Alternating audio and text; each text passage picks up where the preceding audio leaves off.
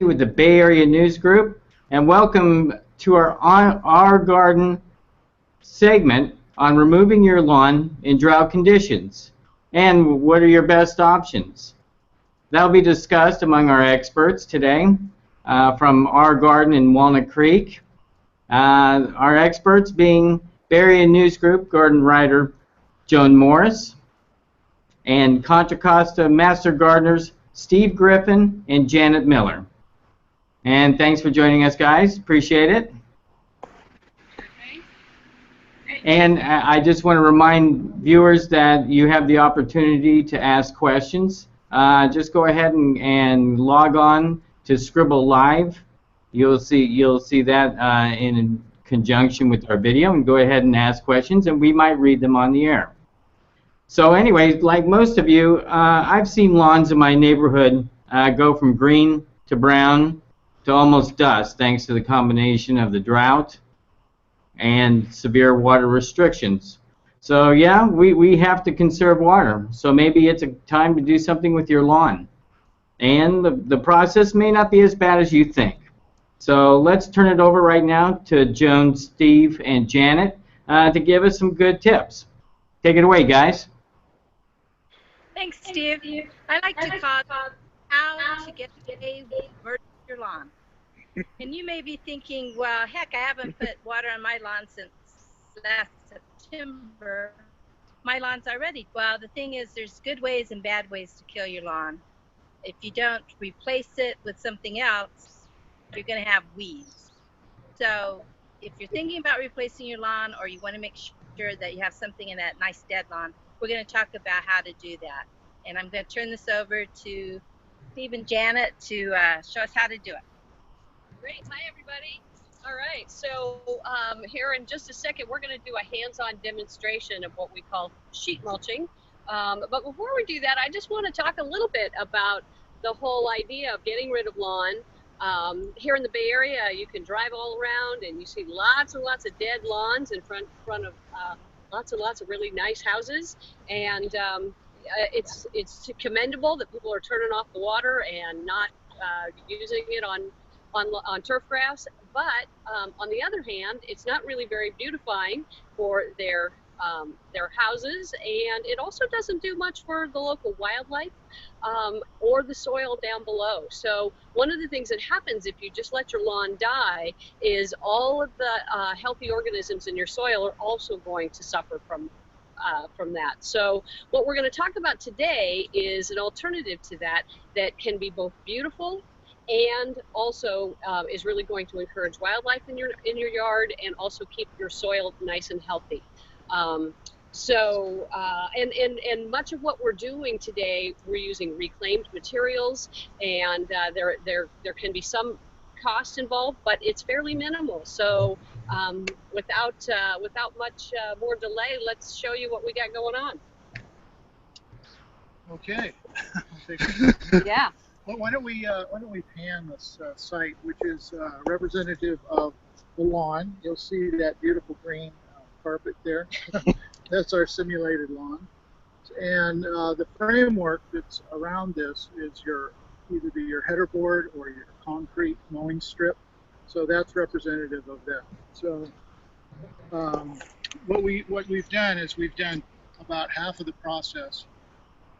About half of the process we've done in advance so that we wouldn't spend too much time on camera showing our butts up in the air trying to lay all this stuff out. So the first process you want to do is, obviously, we've scalped our lawn down, and we've also removed soil around the header board, around your concrete area, so it's below grade. And you need to do that because when you lay out either your cardboard, and in this case the burlap bags we're using for sheet mulching, you want those to be down below grade, so when you add your compost or your mulch material, you can bring all that right up to the grade. And you don't want to have any grass sticking out from your sheet mulching material, because that's just going to grow and you're going to have to deal with that later on. So be sure you chip out all the way around, lower it down. Even if the lawn is mounded up a little bit, that's fine. Now, what we've done in this case is we've used the burlap bags, and we've overlapped the burlap bags on top of the turf, and we've used these long pins to pin these down in place. So you want to make sure you're overlapped and there's no lawn showing. Steve, can we talk for just a minute Yes. about the burlap bags? So the burlap bags, these are actually coffee bags, and we get them from the public services because they can't feed them through their chippers. They will tangle up their equipment, and so they look for places to donate them. We get them here at our garden, and we give them away to our visitors. So burlap is a really excellent material as that first layer on your lawn in a sheet mulching project. You can also use cardboard. So if you have access to big boxes, refrigerator boxes, that type of thing, or just a collection of smaller boxes, cardboard also works really well. The other thing that works would be a foot, 6 inches high of newspaper. But only Bay Area newspaper. That's right. Okay, back to Steve. Okay, so we've talked about the burlap sacks, sheet mulching material. Now I want to go on to this is one way to do an irrigation system that you can modify. What we like to do, put the sheet mulching material down on top of the lawn, and then you want to build your drip irrigation system right on top of your sheet mulching material. So you have lawn, your burlap or your cardboard, and then you'll see the example of drip irrigation going down. Now what we've done is, if we can get a shot of the valve system, this is representative of what you would have in your yard. You would have an anti-siphon valve that would come off of your main line that feeds your house. Comes up, and this is the supply. It goes through an anti-siphon valve here, and then it goes through, which is added, is a pressure reducer and a filter. You need to add this component to every drip system to protect the emitters that are in this line, because they're very small orifices. So this is something that you need to change. All of this can remain the same, but you need to put in a pressure regulator to about 30 pounds, and also there's a filter in here to take out any dirt that might come through the lines. Okay, now what we're using in this case is a 1/2 inch line, and this 1/2 inch drip line has an emitter. You can see a very tiny hole here. That emitter puts out 1 gallon per hour per emitter. So 1 gallon per foot. It's every 12 inches there's an emitter. And you can see the name of that on this little tag, and it's called Metafilm.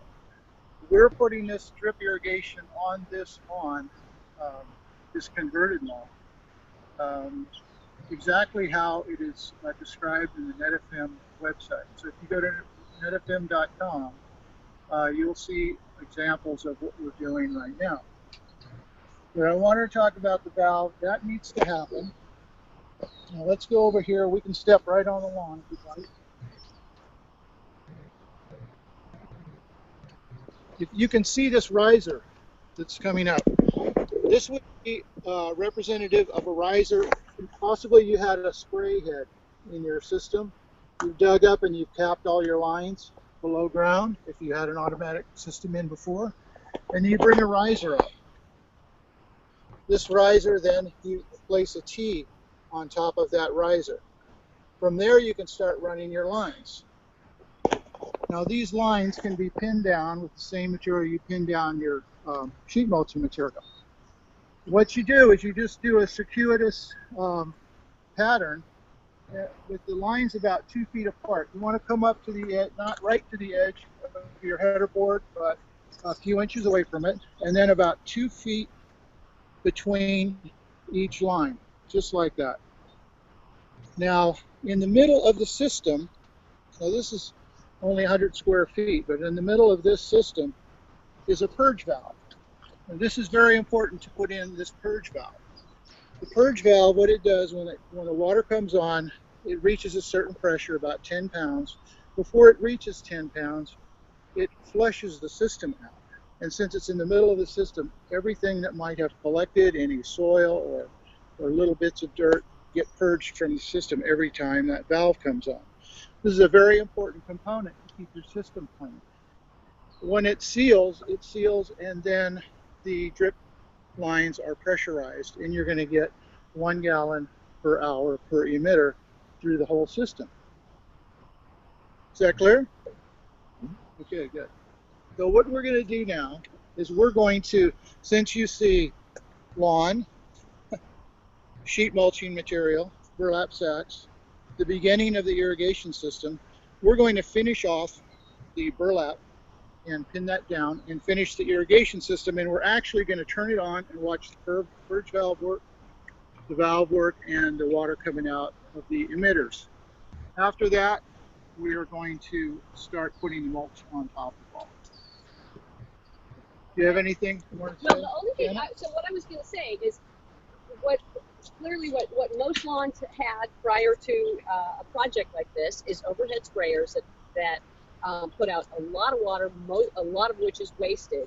What we're talking about is not a zero water replacement, but a very, very low water replacement. And the water we are going to put on here, right off the bat, it will accelerate the process of sheet mulching or killing the lawn. So you actually need some water to begin breaking down this sheet mulching material, and that's in turn and continuing to smother the lawn. So that's an important. The water is a small amount of water is an important element to this whole process. And then the other thing that this is going to do is, of course, allow us to put in other much more drought tolerant plants or things that we want to re-beautify our yards with. So here we go. Got a few more. And just back up a little bit. Say that you had your whole lawn here. First thing you'd want to do is mow it as low as possible. And then sell that lawnmower because you're not going to need it again. And you want to water it. Then put some compost or fertilizer on it. Then cover it with whatever sheet mulching that you're going to use. And notice that we're overlapping these so that we don't want to end up with any gaps in the sheet mulching material because the lawn is going to grow right up through it. Yeah, you want to block out any sunlight at all. That's what you cause it. And if you're not handy with irrigation, you don't have to do this part, but this is the wise thing to do. As long as you're out here working on your lawn, you get this irrigation system put in, then you don't have to worry about it really ever. Yeah. Well, and by the way, the manufacturer of this material, this system, this irrigation system, Agrigem, does have a website that goes into this detail about how this system works. Is that right, Steve? That's correct.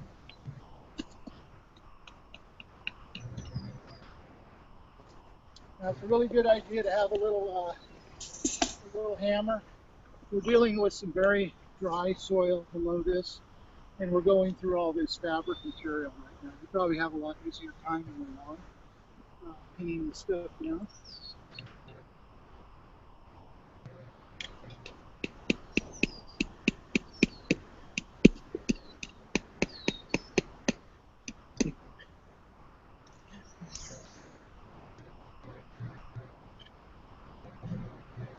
the problems even happen with experts. You just move on a little closer. And or we may ask you to imagine that there is a pin in place. Imagine there's a pin there.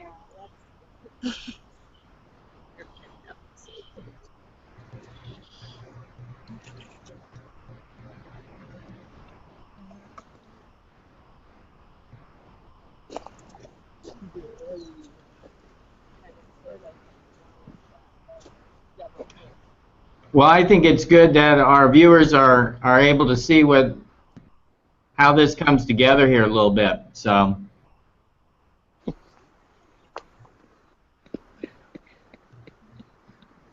It does involve some work, some physical labor and some time, but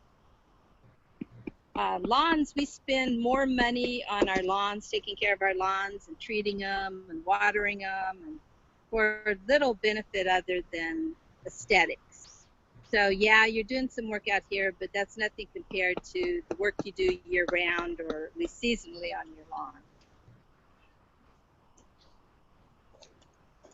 Okay, one of the things you're going to notice here is that we have placed flags at each of the lines, and we're going to leave those there. We will be covering the burlap sacks up with wood chips, but we're going to leave those flags in place until such time as we're ready to plant, so we know when it's time to stick a plant in the ground, we don't also stick a shovel through our irrigation line.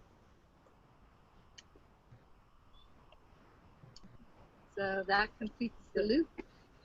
That completes the loop. So you see that T, this is a complete loop system.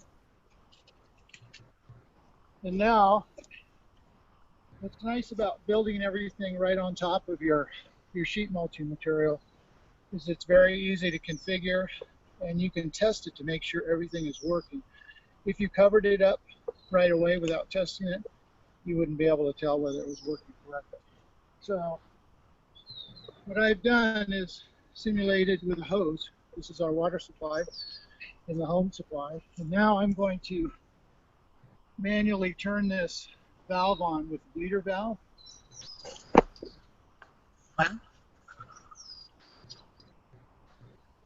Now the system is filling up, and if everything is correct, you see the purge valve down there?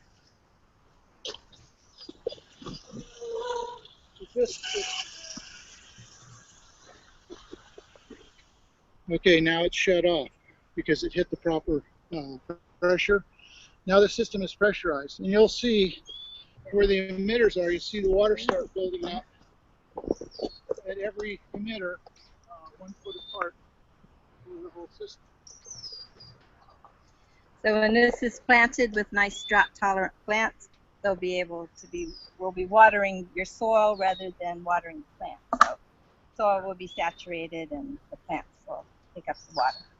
Now what I'd like to say as well is when you do this and you turn this on, if your lawn has been dead for a while and it's all dried out and the subsoil is dry, you need to get turn this irrigation on and allow things to really soak through your material, because you want to keep the soil biology alive. Over time, the worms will start to come up, the lawn will die completely and rot out. It won't even be there, you won't even know it when you dig through it. So you'll need to turn that on probably at least once a month, just to keep the soil biology alive and keep the moisture maintained below the surface. And then, Steve, how long would you run it if you're going to turn it on once a month? I would run it for about an hour. So that'll probably be enough just to allow the water to go through all those layers.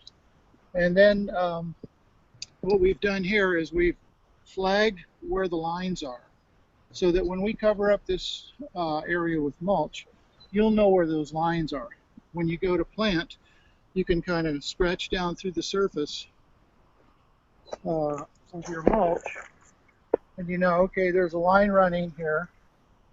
You can find it and then cut through your sheet mulching material with you can use a knife, you can use a little utility knife, works really well, and then lay that back and dig your hole right there for your plant.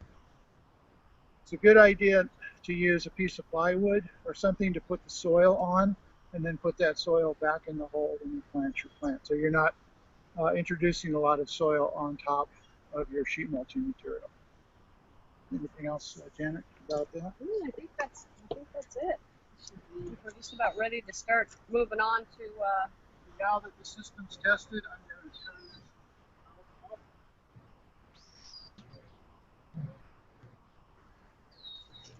off.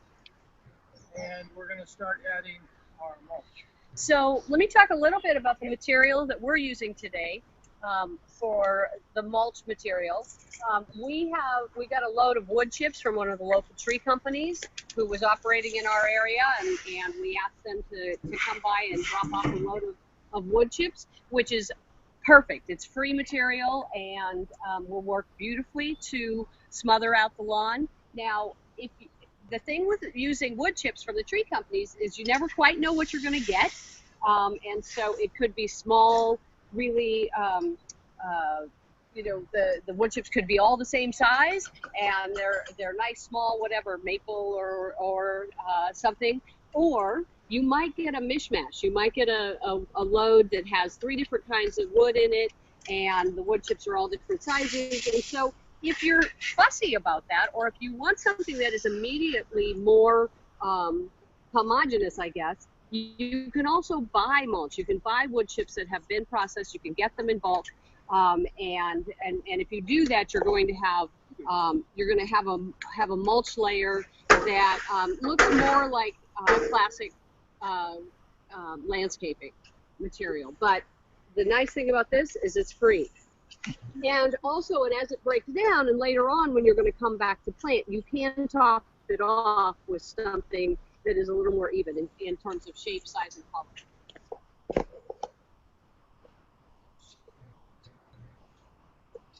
We put wood chips on this half. You can see they're really, you want a thick layer to further block out the sun. Yeah, I think we've got about 4 inches here. Yeah. At least Approximately 3 to 4 inches. Now we're not going to cover the whole thing up because you'd have to just watch us do that, and it would take a little while. But this is giving you the general idea of how simple the process is, really.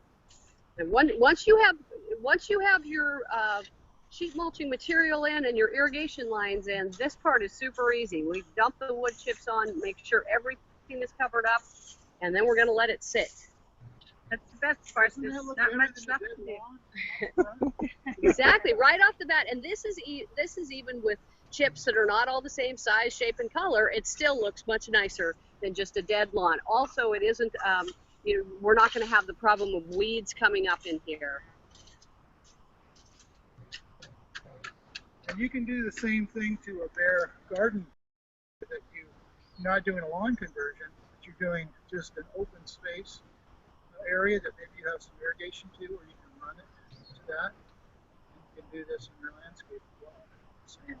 In your garden beds and perennial beds, that kind of thing. Now, guys, how long would we let this set before we started planting? 3 months? About 3 months, I'd say. What do you think, Steve? You can let it go longer, but you want to give it at least 3 months. Well, and here's the thing. This is kind of perfect timing because an excellent time to plant drought-tolerant plants is in the fall. All right, so we're in August right now, and so if we let this sit for August, September, and part of October, we could take drought-tolerant plants and plant them in October, and because it's nice and cool, they're not struggling to get established in the heat of the summer, and they're going to get the benefits of any winter rains that we get. So that by the time the spring comes around next year, they should have a nice, good hold. Have established themselves and will grow vigorously into the new season. And if you're going for cash for grass, there's a lot of incentives programs out there. I live in Brentwood, and I'm doing mine. I did the exact same process on my lawn, about 500 square feet, and they came out and inspected it. And this is the water district, right? This is the water district. So every water district has its own policy. Now, in my city, they're giving me 180 days to finish the project. So they come out and did an inspection and said everything I've done up to now is great. They will pay me after I have covered space with 50% planting of drought-tolerant plants. Then they have a plant palette that they recommend for the city. So realize you can get this process started. Contact your water agency so that they know what you're doing, and they'll come out and take pictures. You can take some pictures yourself or submit a little plan so they know what you're doing. They'll come out and physically look at it. Then that's the date when it starts your 180 days. So right now, if you did this, then you'd have all through fall to do your planting. And then they would inspect it again, it's all good, and write you a check and you get your money. And even if you didn't want to do your entire lawn, if you just did a portion of it, they take that in consideration, the percentage that you're replacing your lawn, so that you get. Right. Just in front, not the back.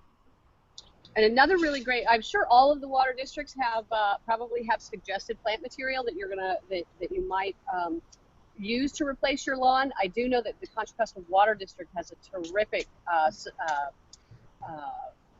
list of good plants for drought tolerant landscapes, and they have it on their website. They also have a beautiful published book that is a great resource that I always keep around.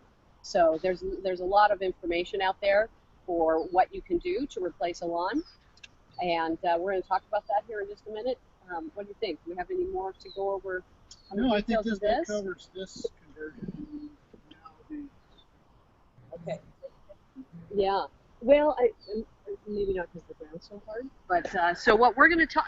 So a couple of things you want to think about when you're looking at replacing your lawn and putting in some other plants, because you want to re-beautify what was really aesthetically pleasing before. So there's a lot of different ways you can go. Now you can drive around and you can see places. You know, I think what's happening is landscapers and homeowners are all just beginning to learn what to do, how to plant landscapes that are very drought tolerant and very low water usage and beautiful at the same time. I think we're all in the learning curve on that. You know, you probably have seen some lawns that were replaced, and you know, there's one or two or three you know, native plants that are stuck in there and they look a little scraggly and aren't necessarily all that beautiful. But I'm going to tell you, a very drought tolerant landscape can be gorgeous. So one of the things to think about is, you know, you could put in a dry stream bed through here and surround your dry stream bed with succulents. Super easy way to replace landscaping. And there are lots of great ideas for that. You wouldn't have to search very far on Google to get some beautiful ideas for that. What I have today, what we brought today, are some plants from the Mediterranean, from Mediterranean climates that would do really, really well in our area. And what I wanted to do was bring in some things that were going to have some bloom, that are going to attract beneficial insects, are going to bring in the bees and butterflies and whatnot. And also are going to, I wanted some varying heights. So what you're going to look at today are some things that are just, you know, a few of the hundreds of choices that you can have. Now, one of the things to think about is plant groupings or repeating patterns. So if you go to the nursery and just pick out 15 different plants and just sort of randomly put them in the ground, you may have something that looks nice, but chances are it isn't going to quite gel. So if you think about doing repeating patterns or mass plantings, I think you're going to come up with something that is a little more pleasing to the eye. So so this is a plant called Lepicinia, or it's also called pitcher sage, and it is in the salvia family, and it's got beautiful purple flowers, and this is going to get about 4 feet tall. So so in this plant selection, this would be something we might put in the back.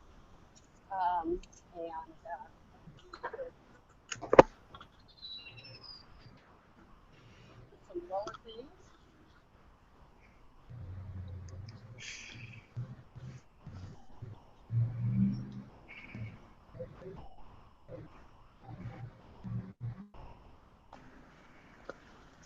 And this plant is going to bloom for you most of the summer long.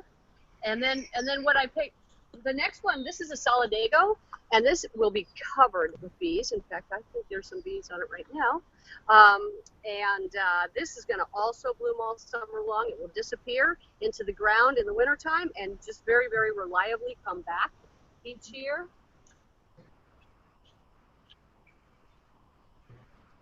And you know, you can bunch a few of them together and you'll have just a beautiful, nice mass of color coming out of that. And so that guy's going to get about 2 feet tall. And then this plant, this is a geranium. It's in the geranium family, and it is called Roseanne is the variety. It's one of my favorites in that It blooms all summer. It does just tend to be covered with these little purplish, bluish flowers. This is only going to get about a foot tall, and it's perfect along the front of the border. There we go. So that is just one very simple idea. Oh, I think we have to put the color. This is really beautiful, and it'll look beautiful pretty much year-round. Yeah, absolutely. You're going to cut some of the stuff. You're going to cut back in the wintertime, and it'll just be small and unimpressive. But then the springtime rolls around, you're going to get a lot of green leafy growth, and then you're going to get beautiful bloom throughout the warm season.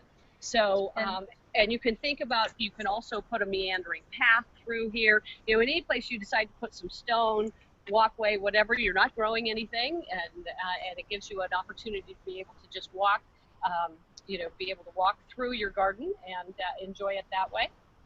If you're the type of person who just really likes grass, there's a lot of native grasses that don't really stand up well to foot traffic, although they are developing some. But you get that nice look of a meadow kind of look, and they're very low maintenance and low water. Absolutely. I think that's a great thought. There are a lot of really beautiful grasses. You do want to do a little research on grasses and make sure some of them are prolific reseed feeders and will go everywhere. So make sure that you kind of understand what their growth habit is going to be, and that you don't end up finding something that ends up taking over your entire yard. The other thing I was going to say, if I can, is that we are going to have we have a plant sale at our garden coming up in September 23rd, and what we're going to have is drought-tolerant plants available just in time for fall planting. I think it's the 26th. Is it the 26th? It's a Saturday. Thank you. Yeah, and we have a lot. We have, I don't know, 120 varieties of plants. We have lots of succulents. So there's an opportunity to come and check out some of the things that will do well in this type of environment. So do all this work now, and then come to our sale and buy some great Exactly. plants to fill up your yard. And you do want to have plants in your yard, for, as Janet said at the very beginning, about to bring in wildlife. We aren't talking about raccoons and squirrels. We're talking about Birds and bees. Yeah, butterflies, bees, birds, things like that. So yeah, absolutely. And also, again, soil health, really important. So soil health, and also we want to keep the weeds out, and we want to keep it beautiful. Our lovely Bay Area homes, we can keep them beautiful without using too much water. Yeah, and one of the advantages of having a lawn, which if you still want to keep your lawn, there are ways that you can barely keep it alive with minimum water. But one of the advantages is plant material takes carbon from the air and stores it in the ground, and that helps with your carbon footprint. And it also keeps the earth cooler, just not only your little patch of ground, but globally. So everybody getting rid of lawn sounds like a great idea, but you want to be sure that you're replacing them with something, or keeping it with the minimum use of water. So that wrap things up. That about covers it. We have any questions? Yeah, I have one question. What is your take on artificial turf? Because I know a lot of people, they think that that's going to save water, but there seems to be quite a downside to artificial turf. Can you guys talk about that a little bit? We're very anti-artificial turf. For one thing, it's expensive. It looks good for a limited amount of time. The sun starts working on it and breaking it down.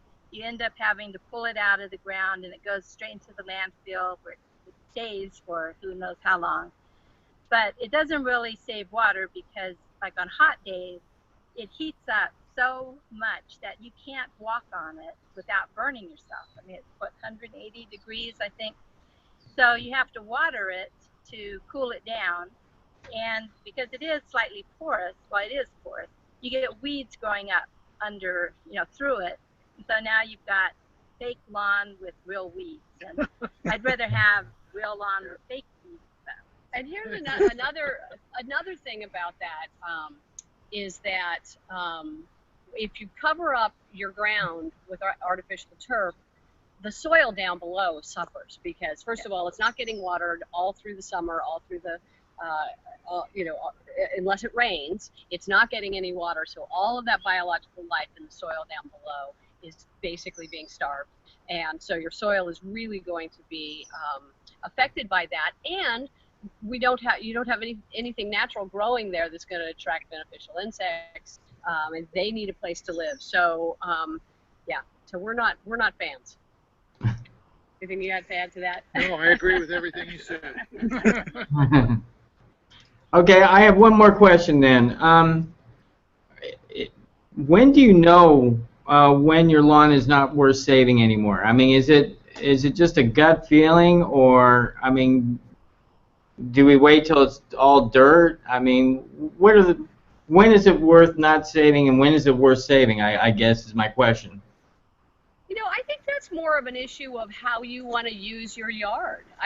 It's not so much about whether the lawn is worth saving or not. It's how important is grass to your lifestyle. The there are two living creatures that really, really like grass. That's dogs and kids. And so for some people, keeping a small lawn because they've got little kids or whatever, there's some argument for that. But I think we're all under a lot of pressure to reduce our water use. And so I think the decision to remove the lawn is really about that, about a way to significantly reduce your water use, and a way to replace it with something that still is conducive to your lifestyle and all of that. All right, and if you decide that you want to get rid of your lawn, don't wait until it's dead. Do it now, a healthy way, so that you're all the microbes and good things in your soil. And I'd like to add that, when you look at your front yard, your backyard, your side yard, and you have some turf that you want to save, why not convert the turf that you really don't use and you don't spend a lot of time on? It's just a visual for you. Convert that, and then the lawn that you like in use, then keep that alive. It'll save the water that you can and keep some turf alive. Also, when you just turn off your turf, you have to think about the trees, the shrubs, all the perennials that you have surrounding that lawn. Those trees and shrubs could submerge your whole landscape. So by putting in some drip like this and doing sheet mulching, you have an irrigation system in place that can keep those trees alive that surround the lawn that was there. So they're going to suffer because those roots of those trees are up by the surface and they're feeding right underneath that lawn. They're usually very shallow. So think about that before you just turn everything on and let it die, because it's going to be more than your lawn suffering. Absolutely, that's a great point, and we really want to make sure we keep our trees alive.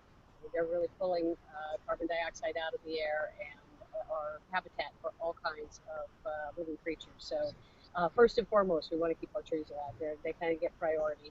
Yeah. We need to change our way of thinking too. In non-drought years, we don't care. We're watering our lawns whenever we want, as long as we want, which is not a good idea. In drought years, we're letting everything die. We need to find some happy medium, and natives or drought-tolerant plants and landscaping that makes sense for whether we're in an El Nino or a drought year. Okay, that sounds good. Great suggestions, guys. Wonderful tips, and I'm sure our viewers can really use this advice and decide what to do with their yards. So, thank you very much for joining us, Joan Morris with Bay Area News Group, and Contra Costa Master Gardeners, Janet Miller, and off camera, Steve Griffin. There he is. I appreciate it. And also special thanks to Danny Willis out there maneuvering our camera. Really appreciate what you did, Danny. Good job out there. So appreciate it. And thank you for joining us.